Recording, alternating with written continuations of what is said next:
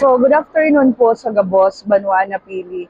Actually po, ang nag-apply po sa Satuya, almost 2,000 na po.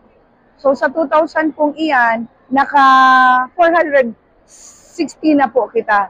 Kasi kasudma, 260, 200 mo yan, 460 na po. And aside pa po kayan, last month, nagtaon na din po kita. Kaya, kumbaga, pantulutan na po ini yung batch na pigtao na educational assistant sa mga tagapili. So ako, nagagad ako ng dispensa sa mga tagapili, si iba na day pa inaapudan, day pa nakakakuata. Siyempre may proseso man po baga. May proseso, ang paggibo, ang papel. Ngunyan, sa kadaklan po ninda, gabusta man po sinda gustong i-cater, gustong matabangan.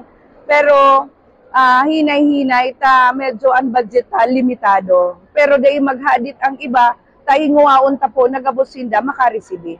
Nintabang asistensya halis sa lokal na gobyerno kang Banwa Napili.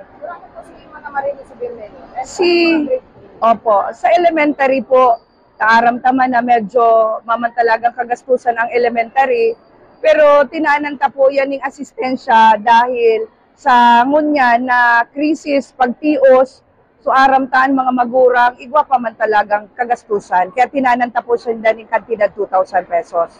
So si mga high school, tinananta din po ng 3,000 pesos. And lalo na po si mga college level na po talaga, dakul po na mga kaipuhan na i-provide, lalo na po ang ngaran kang inaapod na mga project. So kaya tinananta po, dinaradagdagan ta po, tinananta ng kantidad 4,000 pesos.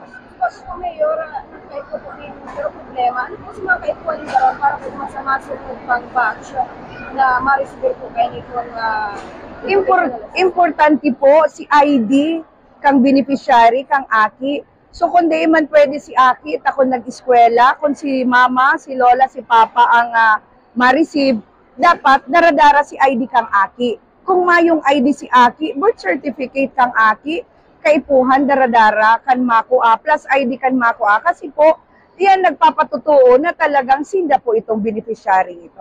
Original copy po or photocopy lang?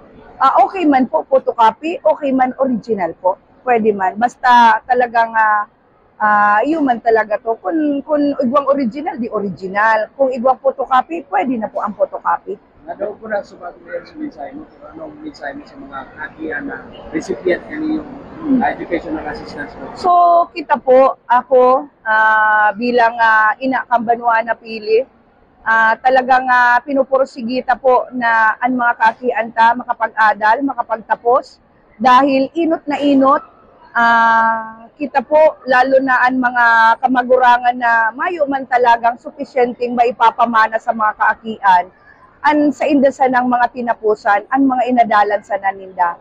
Iyan ang importante na maski magsain ang mga kaakian, iyan ang dai mahahabon, dai mawawara. Kaya ang message ko para sa mga kaakian, sa pagpursigikan mga magurang dindo, dapat iyan po sa tuyang tawanan ng atensyon, pangalagahan, dahil nagpupursigian mga magurang ka na makapagtapos ka mo ng pag-aaral.